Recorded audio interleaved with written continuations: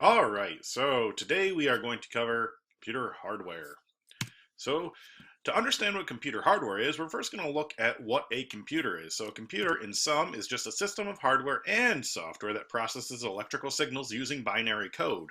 So, let's parse this sentence a little bit. So, it's a system of hardware and software, so the both of them have to combine together, that processes, through the CPU, electrical signals, either an on or an off signal, using binary code, which is a two-letter alphabet designated by a 0 or a 1 that corresponds to an on or off signal through electricity. A little bit more. Hardware is anything you can touch and feel. So we have a lot of examples of hardware. We have our monitors, we have our keyboards, we have our trackpads, we have input pen devices.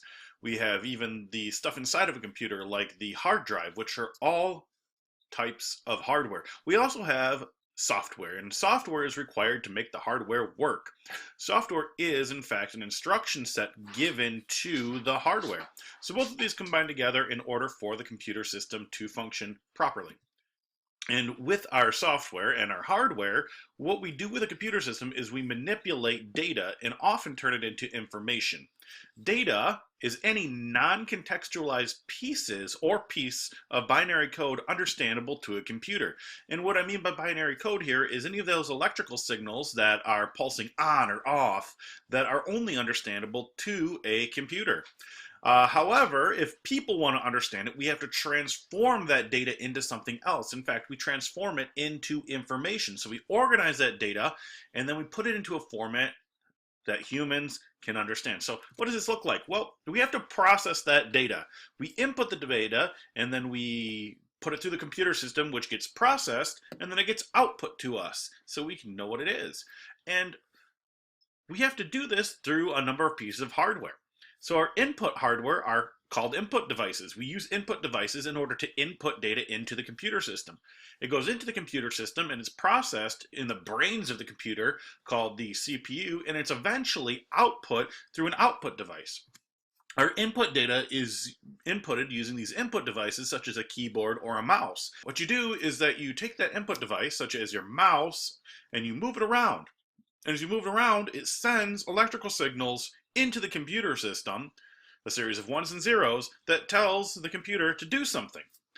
So we input the electrical signals and that data using an input device like a mouse or a keyboard or a microphone, and it travels through the computer system, gets processed through the CPU, and then it's output. And it's output on an output device.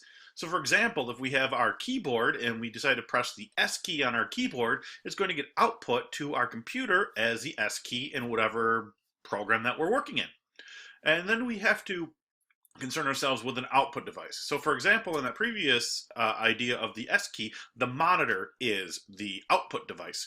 So the output device makes that data and puts it into a human readable format.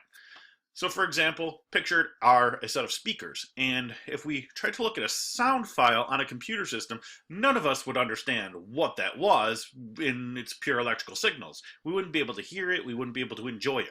In order to enjoy it, we have to take that data, we have to take those electrical signals, and we have to take that code, and we have to put it in some way that people do understand. And we do this by pumping out the sound through these speakers. So what we do is we take, for example, the national anthem. We want to hear it, we want to play it. So we play the national anthem through our sound file. If we don't have any speakers attached, well, we're not going to hear anything. It's just going to be a bunch of muted signals, no sound whatsoever. So instead, we have to make sure that we have speakers connected. And once we put those speakers in, it takes that digital data and it converts it into an analog signal so us as human beings can hear. So we've covered a lot of these inputs and output devices. We've talked about what a computer system is, so let's test your knowledge of what we've just covered. For this activity, what I want you to do is I want you to think if each of these are an input or an output device. So we have a microphone, webcam, printer, monitor, scanner, trackpad, and finally touchscreen. So go ahead and pause the video and let me know what you think. Are they inputs? Are they output devices? Answers? For the answers to these, your microphone is an input device. It takes the input from your sounds, and it puts it into the computer system as electrical signals. Your webcam is an input device. It takes the visual signal and inputs it into the computer. You have a printer, which is an output device. It takes data from the computer system and prints out a hard copy. Your monitor is an output device. It takes data from the computer system and outputs the information visually onto a monitor or a screen. Your scanner is an input device. It takes visual information, puts it into the computer. Trackpad is an input device, takes information from your fingertip and puts it into the computer system. And a touch screen also takes information from your computers, or information from your fingertip, and puts it into the computer system. So that is also an input device.